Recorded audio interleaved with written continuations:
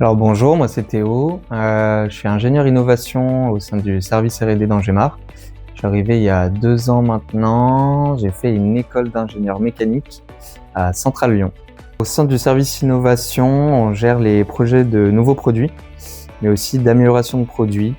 Donc on va créer les nouveaux produits de l'entreprise, mais aussi améliorer les produits existants, faire des tests en laboratoire, du prototypage, des mesures. On va aussi être en support technique de l'entreprise, répondre à beaucoup de questions pour les clients, mais beaucoup en interne également.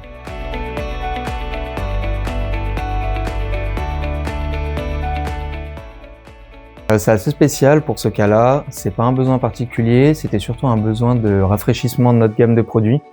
L'objectif, c'est d'être force de proposition pour les clients, donc de toujours renouveler même nos produits existants, de les améliorer.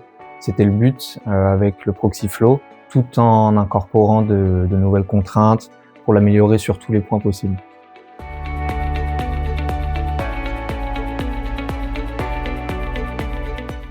J'étais responsable du projet de A à Z, sous la tutelle de mon responsable de service. Donc du début jusqu'à la fin du projet, on a élaboré le cahier des charges, conçu le produit, imaginé le produit, jusqu'à la phase d'industrialisation pour la sortie du produit. Donc vraiment, j'ai été moteur dans le développement du produit.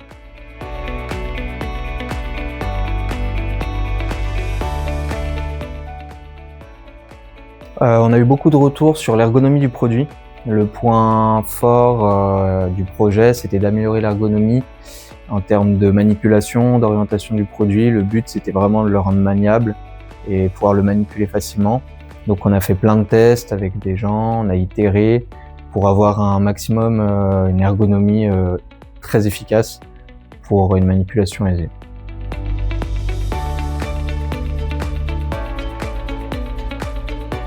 Alors, comme tout projet, on a démarré par l'étude de l'initial, donc réaliser un cahier des charges avec toutes les contraintes. Donc ça peut être des contraintes économiques, ergonomiques, design, mais aussi techniques. Il faut que le produit puisse respecter aéroliquement ce qu'il doit faire, donc ses performances. Ensuite, on est passé sur la phase de conception sur ordinateur.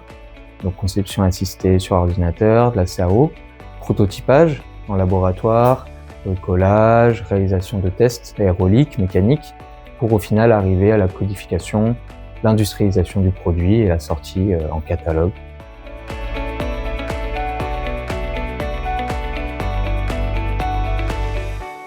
Donc trouver une solution qui puisse s'orienter dans tous les sens, c'était pas facile, mais qui aussi respecte toutes les contraintes économiques, design, qui ne casse pas. Donc on a itéré pas mal de solutions pour s'orienter dans tous les sens avec le capteur.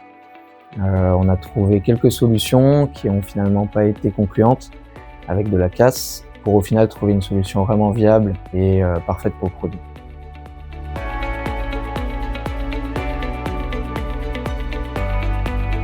Alors le capteur Proxiflow, il est nécessairement relié à un groupe aspirant, donc qui comporte une turbine pour aspirer l'air, ensuite relié avec un flexible jusqu'au capteur, ce qui lui permet d'aspirer les fumées de soudage avec une lame d'air, c'est pour ça qu'on l'appelle capteur laminaire.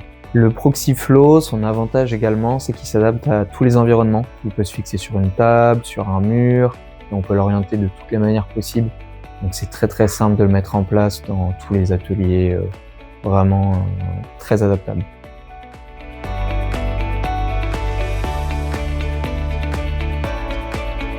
Alors pour le capteur Proxiflow, ce qui est intéressant, c'est qu'on a fait beaucoup de mesures aéroliques en laboratoire, et notamment à l'innovation, on a une machine à fumer comme ça, et cette machine à fumer, elle nous permet donc d'envoyer de la fumée pour réaliser notamment des tests aéroliques, pour voir la quantité de fumée que le capteur va pouvoir aspirer.